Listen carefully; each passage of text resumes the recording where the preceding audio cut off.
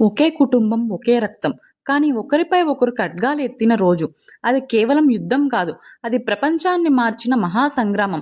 మహాభారతం పేరు వినగానే మనకు గుర్తొచ్చేది కురుక్షేత్రం, రథాలు, శంఖనాదం. హస్తినాపుర సింహాసనం కోసం మొదలైన అసూయ, దుర్యోధనుని అహంకారం, శకిని కుట్రలు, ద్రౌపది అవమానం. ఇవి అన్నీ కలిసి ఒక మహా వినాశానికి కారణమయ్యాయి. భారత చరిత్రలో అత్యంత శక్తివంతమైన వంశం ఏది తెలుసా? రాజ్యాన్ని మాత్రమే కాదు, ధర్మాన్ని కూడా నడిపించిన వంశం అదే కురువంశం. ఈ మహావంశానికి కేంద్రం హస్తినాపురం. గంగా తీరాన వెలిసిన ఈ రాజధాని అనేక మహారాజులను చూసింది. కురువంశానికి ఆది పురుషుడు మహారాజు కురు. ఆయన పేరు మీద కురుక్షేత్రం ప్రసిద్ధి చెందింది. తర్వాత ఈ వంశాన్ని మహిమ గొలిపిన రాజు శంతనుడు. ఆయన కుమారుడు భీష్ముడు. ప్రతిజ్ఞకు ప్రతిరూపం. భీష్ముని త్యాగం ఈ వంశానికి బలం ఇచ్చింది. శంతనుడి వంశంలో జన్మించిన ధృతరాష్ట్రుడు మరియు పాండు ఇద్దరు హస్తినాపుర సింహాసన వారసులు. కానీ విధి వేరేలా తీర్మానించింది. పాండు రాజుగా కీర్తి పొందగా ధృతరాష్ట్రుడు అంధత్వం కారణంగా రాజ్యం కోల్పోయాడు. అయితే తర్వాత కాలంలో ధృతరాష్ట్రుడే హస్తినాపురాన్ని పాలించాడు. 5 సోదరులు, ఒకే లక్ష్యం, ధర్మం కోసం జీవించిన వీరులు. వాళ్లే పాండవులు. మహాభారతంలో ధర్మానికి ప్రతీకలుగా నిలిచిన ఈ 5 హస్తినాపుర రాజు పాండు కుమారులు. పెద్దవాడు యుధిష్ఠిరుడు. ధర్మరాజు అని పేరుగాంచాడు. సత్యం కోసం ప్రాణం కూడా ఇస్తాడు. రెండవ వాడు భీముడు. అపార బలం, ధైర్యం, కోపం, కానీ హృదయం మాత్రం మృదువైనది. మూడవ వాడు అర్జునుడు. అతనే మహాధనుర్ధారి. కురుక్షేత్రంలో అతని గాంధీవం శత్రువులకు భయం పుట్టించింది. నకులు, సహదేవుడు జ్ఞానం, వినయం, శౌర్యం కలిగిన వీరులు. వీళ్ళ జననం కూడా అసాధారణం. దేవతల అనుగ్రహంతో పుట్టిన వీరు సాధారణ మనుషులు కాదు. ధర్మాన్ని కాపాడడానికి పుట్టిన మహావీరులు. బాల్యంలోనే ఎన్నో కష్టాలు ఎదుర్కొన్నారు. లాక్షాగృహం కుట్ర, అరణ్యవాసం, అజ్ఞాతవాసం. కానీ ఎప్పుడూ ధర్మ మార్గం వదల్లేదు. చిన్నప్పటి నుంచే వారికి అన్యాయం ఎదురైంది. సొంత అన్నదమ్ములైన కౌరవులు అసూయతో వారిని హింసించారు. లక్క ఇల్లు కుట్ర, అడవుల్లో జీవితం, కష్టాలు ఎన్నో ఎదురైనా వారు ధర్మాన్ని విడిచిపెట్టలేదు. అర్జునుడు ద్రౌపదిని స్వయంవరంలో గెలుచుకున్నాడు. కానీ పాచికల ఆటలో యుధిష్ఠిరుని మోసం చేసి రాజ్యం కోల్పోయారు. ద్రౌపదిని సభలో అవమానించారు. అదే మహాభారత యుద్ధానికి కారణమైంది. 13 సంవత్సరాల వనవాసం తర్వాత న్యాయం కోసం, స్వధర్మం కోసం వారు కురుక్షేత్రంలో యుద్ధానికి దిగారు. వారి వెనుక నిలిచింది కృష్ణ మార్గదర్శకం. 100 మంది అన్నదమ్ములు, ఒకే లక్ష్యం, అధికారమే. మహాభారతంలో ప్రతి నాయకులుగా నిలిచిన వారు కౌరవులు. హస్తినాపుర రాజు ధృతరాష్ట్రుడు, గాంధారీదేవి కుమారులు కౌరవులు. వారి నాయకుడు దుర్యోధనుడు. లక్క ఇల్లు కుట్ర, పాచికలాటలో మోసం, ద్రౌపది సభలో అవమానించడం, ఈ ప్రతి నిర్ణయం కౌరవులను వినాశం వైపు నడిపింది. కానీ కౌరవులు పూర్తిగా బలహీనులు కాదు. వారి పక్షంలో భీష్ముడు, ద్రోణాచార్యుడు, కర్ణుడు వంటి మహావీరులు ఉన్నారు. అధికార దాహం, అహంకారం, దుర్యోధనుడు నిర్ణయాలు కురుక్షేత్ర యుద్ధానికి దారి తీశాయి. ధర్మం ముందు నిలబడలేక 100 మంది కౌరవుల యుద్ధంలో ప్రాణాలు కోల్పోయారు. కౌరవుల కథ మనకు ఒక పాఠం చెబుతుంది. అసూయ, అహంకారం, అన్యాయం ఎంత బలం ఉన్నా చివరికి ఓటమినే ఇస్తాయి. అదే కౌరవుల గాథ. అధికార దాహం వల్ల నశించిన వంశం. హస్తినాపుర రాజు ధృతరాష్ట్రుడు పెద్ద కుమారుడు దుర్యోధనుడు. ధైర్యం ఉంది, యుద్ధశక్తి ఉంది, కానీ హృదయంలో అసూయ నిండింది. అతనికి తోడుగా నిలిచిన వాడు అతని తమ్ముడు దుశ్శాసనుడు. క్రూరత్వానికి ప్రతీక. సభలో ద్రౌపదిని అవమానించడానికి ప్రయత్నించిన వాడు దుశ్శాసనుడే. ఆ సంఘటన కురుక్షేత్ర యుద్ధానికి నాంది అయింది. దుర్యోధనుడు మంచి యోధుడు. గదాయుద్ధంలో అతను అపారమైన శక్తివంతుడు. కానీ అతని అహంకారం అతనిని అంధుడిని చేసింది.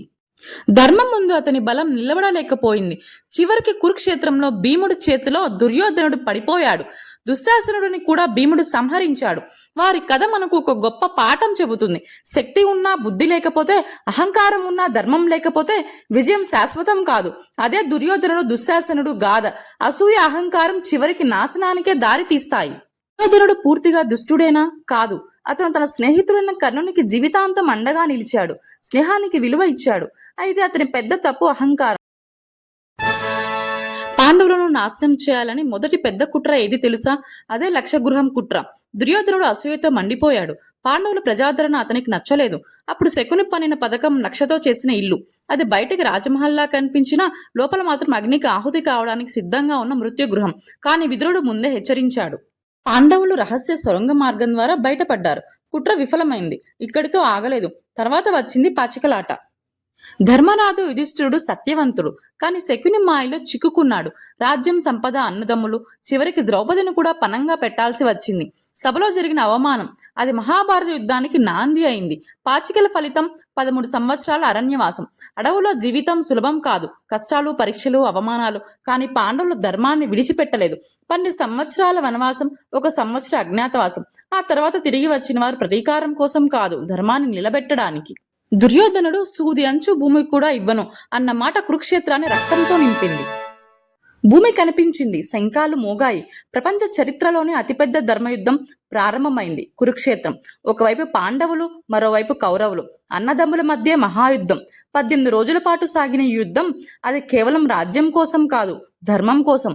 యుద్ధ భూమిలో అర్జునుడు తన బంధువులను చూసి దిగులు పడ్డాడు. అప్పుడు అతనిని మార్గదర్శనం చేసినవాడు కృష్ణుడు. అక్కడే జన్మించింది భగవద్గీత. నీ కర్తవ్యాన్ని చేయి, ఫలితాన్ని గురించి ఆలోచించకు అనే అమూల్యమైన సందేశం ప్రపంచానికి లభించింది. భీష్ముడు తన ప్రతిజ్ఞతో యుద్ధ భూమిలో నిలిచాడు.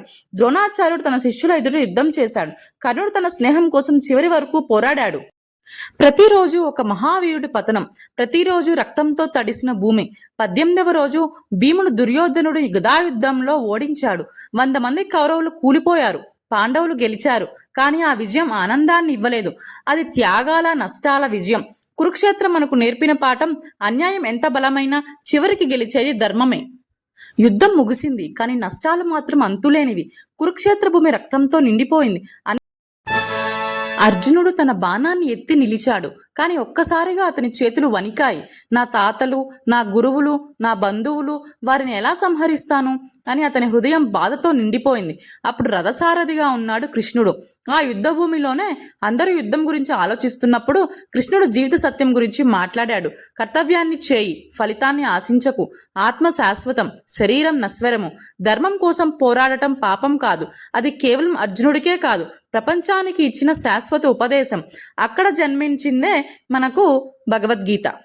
భగవద్గీత మానవ జీవితానికి మార్గదర్శక గ్రంథం. యుద్ధ భూమిలో పుట్టిన ఆ జ్ఞానం ఇప్పటికీ మన జీవితాలను వెలుగు చూపుతోంది.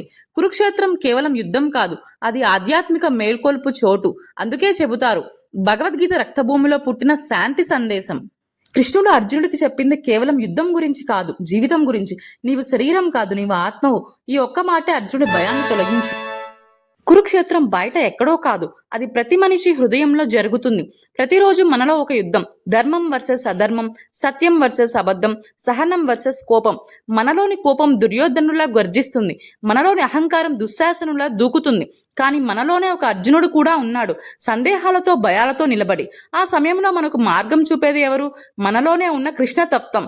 కృష్ణ అర్జునుడికి చెప్పినట్లే, నీ కర్తవ్యాన్ని చేయి, ధర్మం కోసం నిలబడు. ధర్మం అంటే కేవలం యుద్ధం కాదు. ధర్మం అంటే నిజాయితీగా ఉండడం, తప్పు ముందు తలవంచకపోవడం, అన్యాయం చేయకపోవడం. మనలోని చెడు ఆలోచనలు, అసూయ, ద్వేషం ఇవే అసలు శత్రువులు. ప్రతిసారి మనం సత్యాన్ని ఎంచుకుంటే, ప్రతిసారి మనం క్షమను ఎంచుకుంటే, ప్రతిసారి మనం ధైర్యంగా నిజం చెప్పితే, అప్పుడు మనలోని ధర్మం గెలుస్తుంది. కురుక్షేత్రం ముగిసింది, కానీ మన జీవిత యుద్ధం ఇంకా కొనసాగుతోంది. గెలవాల్సింది ఎవరు? మనలోని అధర్మం కాదు, మనలోని ధర్మమే. అదే జీవితానికి అసలు విజయం. మన జీవితంలో ప్రతి నిర్ణయం ఒక బాణం లాంటిది. అది ఎటు దిశగా వెళ్లాలో మనమే నిర్ణయించాలి. కోపం వైపు వెళదామా లేదా సహనం వైపు? అసూయ వైపు అడిగేస్తామా లేదా ప్రేమ, క్షమ వైపు? ప్రతి చిన్న నిర్ణయం మనలోని ధర్మాన్ని గెలిపించగలదు లేదా అధర్మాన్ని బలపరచగలదు. గుర్తుంచుకోండి, ధర్మం వెంటనే గెలవకపోవచ్చు, కానీ చివరికి ఓడిపోదు. ధైర్యంగా సత్యం కోసం నిలబడాలి.